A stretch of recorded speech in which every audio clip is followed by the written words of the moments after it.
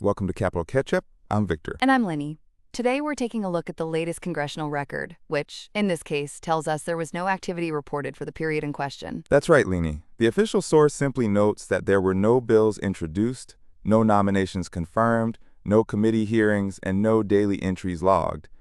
While that might seem like a quiet moment, it actually offers us a chance to reflect on how the legislative process works when the floor is calm. Absolutely. When we see a gap like this, it's often because Congress is in a recess or a lull between major legislative pushes. Historically, the Senate and the House have scheduled breaks around holidays, district work periods, and even strategic pauses before big votes. For example, in the early 1990s, there were several weeks in the summer when no major legislation moved forward, giving members time to return to their home states and meet constituents.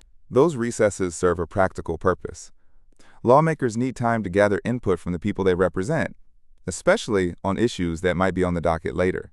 It also allows committees to digest the work they've already done, finalize reports, and prepare for the next round of hearings. Speaking of committees, even when there are no public hearings recorded, the staff and members are still busy behind the scenes. They might be drafting language for future bills, negotiating with stakeholders, or reviewing the impact of existing laws. The legislative engine keeps turning, even if the public ledger shows a blank page for a week.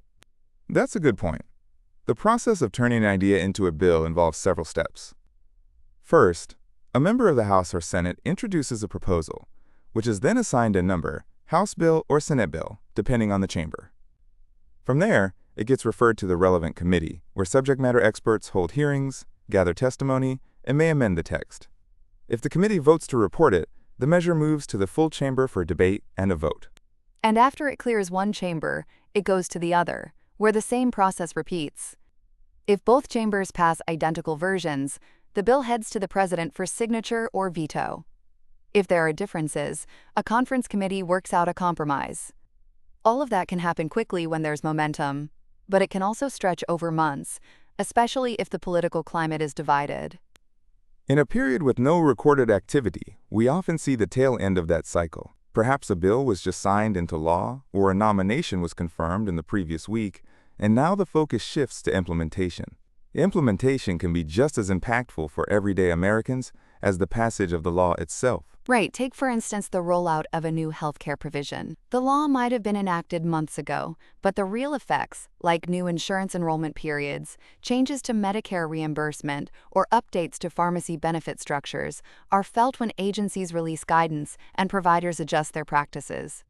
Those implementation steps rarely make the headlines, but they're critical for citizens. Another angle to consider is the strategic timing of legislation. Leaders often wait for a quiet window to introduce controversial measures, hoping to avoid the noise of a packed calendar. Conversely, they might hold back on a popular bill until after a recess, ensuring that members are back in Washington and ready to vote. That's why watching the calendar is essential.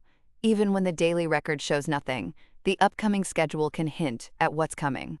For example, if a major conference is slated for the next month, we might anticipate a flurry of bills related to that theme, be it infrastructure, climate, or national security.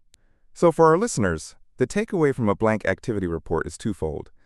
First, understand that the legislative process is continuous, even if the public logs are momentarily empty. Second, keep an eye on the broader context, recesses, upcoming committee markups, and the political calendar to anticipate where the next wave of action will emerge. And remember, the lack of new bills doesn't mean the government is idle. Agencies are still enforcing existing laws, courts are interpreting statutes, and constituents are engaging with their representatives. All of those interactions shape policy just as much as the formal introduction of a bill. Looking ahead, listeners should watch for the next set of committee reports that are scheduled to be released, as those often signal the topics that will dominate the floor in the coming weeks. Also, keep an eye on any upcoming nominations that might be confirmed once the Senate reconvenes, especially for key positions in the Department of Education, the Environmental Protection Agency, and the Federal Reserve. And if you're curious about the historical patterns, you might recall that after a quiet period in the spring of 2001, Congress moved swiftly to pass the Economic Growth and Tax Relief Reconciliation Act. That shows how a pause can be followed by rapid legislative activity when the political will aligns. In summary, while today's official record shows no congressional activity, the machinery of governance is still at work behind the scenes. Stay tuned to the calendar, watch for upcoming committee work, and keep an ear out for any nominations that may surface once the chambers are back in session. That's all for this episode of Capitol Catch-Up. Thanks for listening, and we'll be back soon with the next round of congressional developments. Until then, stay informed and engaged. Goodbye.